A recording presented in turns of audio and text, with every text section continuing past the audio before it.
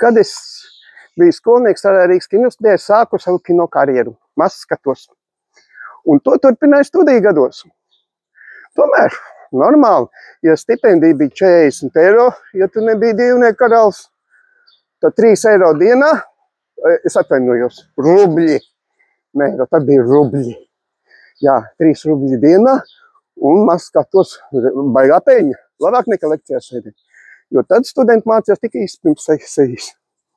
Nu, lūk, un mani pārsteidza, kāds liels ir rīdzinieku patriotisms.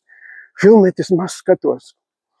Tika filmēta lietuviešu filma Harkus Mans, Jāņsētā, 1 naktī.